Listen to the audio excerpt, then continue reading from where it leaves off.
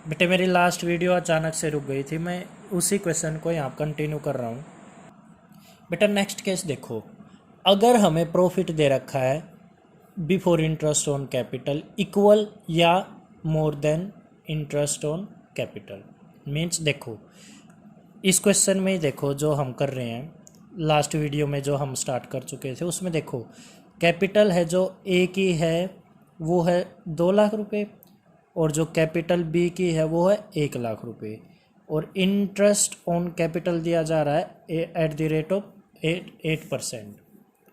तो इंटरेस्ट निकाल के देखा मैंने 2 लाख पे कैसे बनाता था मैं, देखो एक बार P&L अप्रोप्रिएशन, यहाँ हम लिखते हैं क्या, प्रॉफिट कितना दे रखा है 50,000, और इंटरेस्ट ऑन कैपिटल मैंने निकाल के देखा 2 लाख पे 8% के हिसाब से 16,000, और 1 लाख पे 8% के हिसाब से 8,000। तो आराम से इंटरेस्ट ऑन कैपिटल में ए और बी का दे सकता हूँ 16 और 8, मीन्स 50,000 यहाँ लिखा मैंने, 50 यहाँ, और ये 24, ये दोनों माइनस करके यहाँ जो बचेगा 26 बचेगा, और इस 26 को 3:2 में बांट दूंगा। ये क्या, कोई दिक्कत ही नहीं होगी, क्योंकि देखो मेरा जो प्रॉफिट है इंटरेस्ट ऑन कैपिटल से ज़्यादा है। When profit before interest on capital, इसको छोड़ो 1 मिनट के लिए, मोर देन इंटरेस्ट ऑन कैपिटल, ये ज़्यादा है इनसे, और ये दोनों मिलके अगर 50 भी आ जाते जब भी कोई दिक्कत नहीं थी। मान लो ये आया, मान के चलना बेटा इंटरेस्ट ऑन कैपिटल एक आया 40 और ये आया 10, तब भी कोई दिक्कत नहीं थी, ये बच गया 0, तो पार्टनर्स में कुछ नहीं बटेगा, बट इंटरेस्ट ऑन कैपिटल तो पूरा दिया जाएगा। अब नेक्स्ट केस क्या है, जब इंटरेस्ट ऑन कैपिटल ज़्यादा आ रहा है प्रॉफिट से। देखो बेटा ये केस है, इंटरेस्ट ऑन कैपिटल ज़्यादा है प्रॉफिट से, कैसे देखो इसका निकाला मैंने, ये आया ए का 16,000, और बी का इंटरेस्ट ऑन कैपिटल आया, ये कैपिटल है ए की है 2 लाख और बी की 1 लाख, इन पे कैपिटल एक का आया 16,000 और एक का आया 8,000, तो टोटल हो गया ये 24,000। देखो मेरे पास प्रॉफिट है 15,000 और इंटरेस्ट ऑन कैपिटल देना पड़ेगा मेरे को 24। इंटरेस्ट ऑन कैपिटल ए और बी का कितना बन रहा है, ए का बन रहा है भाई 16 और ये 8, 24। अब कैसे दूंगा, मेरे पास तो प्रॉफिट केवल 15 है, तो देखो कैसे दिया जाएगा। ये जो 16,000 और 8,000 है ना, 8,000 इनकी रेशो निकाल दो, 2:1 आ गया ना, तो इस 15,000 को इस 2:1 में बांट दो पार्टनर्स में। क्या बोला मैंने, अगर यहाँ का इंटरेस्ट ऑन कैपिटल इस वाले प्रॉफिट से ज़्यादा आ जाए तो जितना इंटरेस्ट ऑन कैपिटल आया वो लिखो एक बार, 16,000 और 8,000 उनको कट कर दो, ये कर दिया, तो रेशो जो आएगी 2:1 आ गई। जैसे इस रेशो में इस 15,000 को बांट देना, तो अब मैं इस 15,000 को 2:1 में बांटूंगा, तो ए का तो आएगा 10,000 और बी का आएगा 5,000, ठीक है। तो यहाँ टोटल 15, यहाँ भी 15, पार्टनर्स में कुछ नहीं बटेगा। क्लियर है, समझो ये बात। क्या, जब प्रॉफिट कम रह जाए किससे, इंटरेस्ट ऑन कैपिटल से, तो इंटरेस्ट ऑन कैपिटल की रेशो निकाल दो, ये निकाल दी देखो 16,000 की और 8,000 की रेशो निकाल दी, ये 2:1 आ गई। इसी रेशो में उस प्रॉफिट को बांट दो, जैसे ये बांट दिया मैंने, इस 15,000 को 2:1 में बांट दिया, ये आ गया। क्लियर है ये पॉइंट, देखो बुक में भी हो रखा है ये केस। ये रहा प्रॉफिट है मान लो 15,000 और इंटरेस्ट ऑन कैपिटल भाई देखा मैंने, एक का आया था 16 और एक का 8, तो इनकी रेशो निकाली 2:1।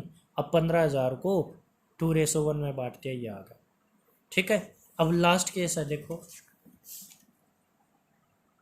जब इंटरेस्ट ऑन कैपिटल को चार्ज मानना है, और चार्ज क्या होता है, बेशक प्रॉफिट हो या लॉस हमें पूरा का पूरा ब्याज चाहिए, तो कैसे करेंगे देखो एक बार, सेम क्वेश्चन है बेटा। मान लो P&L अप्रोप्रिएशन में यहाँ पर प्रॉफिट दे रखा है 15,000 और इंटरेस्ट ऑन कैपिटल ए का और बी का, एक का 16 और एक का 8, तो ये बना 24,000। ये भी कितना बना 24। सर ये आपने रेशो में क्यों नहीं बांटा भाई, अब क्या बोल रखा है, प्रॉफिट कितना ही हो, ब्याज जितना बन रहा ना इंटरेस्ट ऑन कैपिटल का, मीन्स इंटरेस्ट ऑन कैपिटल जितना बन रहा है वो पूरा देना ही देना पड़ेगा चाहे कुछ भी हो जाए। इसी को तो बोलते हैं चार्ज। प्रॉफिट है लॉस पूरा देना पड़ेगा। तो कहीं ना कहीं मेरे पास प्रॉफिट है 15, टोटल मेरे को देने 24,000, तो मैं क्या करूँगा, मेरे को लॉस हो जाएगा। कितने का, 24 में से 15 मैंने दे दिए, 9,000 मेरे को अरेंज करने पड़ेंगे, तो 9,000 का मेरे को क्या हो जाएगा, लॉस। तो ये 9,000 आ गया मेरा यहाँ पर लॉस। क्लियर है ये बात। तो यहाँ क्या लिखूंगा मैं, पता है ना, यहाँ बाय आता है, यहाँ टू आता है। बेटा ये चीज़ें इग्नोर कर रहा हूँ मैं, आप खुद करना है ये चीज़ें, टू और बाय वाली। तो यहाँ क्या लिखोगे, बाय लॉस ए और बी। इस 9,000 को उनकी रेशो दे रखी है 3:2, ऐसे बांट दो, 3:2 में बांट देना। तो ये आएगा, ए का तो आएगा ये 5400 और इसका ये आएगा, देखो बुक में भी ये वाला केस था। देखो क्या है, if partnership did provide for interest on capital at the rate of 8%, even if, बेशक it involves firm in loss, बेशक फर्म को लॉस हो जाए तब भी देना। तो ये क्या बन जाएगा, चार्ज। भाई प्रॉफिट हो या लॉस हो देना पड़ेगा। और प्रॉफिट कितना, 15,000। तो देखो भाई हमने लिखा अपना प्रॉफिट 15,000, इंटरेस्ट ऑन कैपिटल देना पूरा का पूरा, क्योंकि ये क्या है आपकी बार, चार्ज। और बेटा चार्ज जब देन बन जाती है कोई चीज़, तब P&L नहीं, P&L अप्रोप्रिएशन अकाउंट नहीं बनता, केवल क्या बनता है, P&L अकाउंट। क्योंकि चार्ज के लिए बनता है P&L अकाउंट, और अप्रोप्रिएशन है जब तक ये क्या बन रहा था, P&L अप्रोप्रिएशन अकाउंट। ठीक है। तो देखो मैंने ये 15,000 लिखा, अब ये पूरा देना ये हो गया 24, तो यहाँ भी टोटल 24, यहाँ भी 24, इस 15 में से, सॉरी 24 में से 15 गया, क्या बच गया 9,000। इस 9,000 को उनके रेशो में बांट दो, इधर आया तो लॉस आ जाएगा। क्लियर है ये बात। ठीक है, ये लिखा भी हुआ देखो, interest on capital will be allowed even if, बेशक फर्म को क्या हो जाए, loss. It means interest on capital is a charge against profit, इसका मतलब ये चार्ज हो गया। As such it would be debited to P&L account, not to P&L appropriation account. जब भी कोई चीज़ चार्ज बन जाए वो P&L अकाउंट में आती है, न कि P&L अप्रोप्रिएशन में।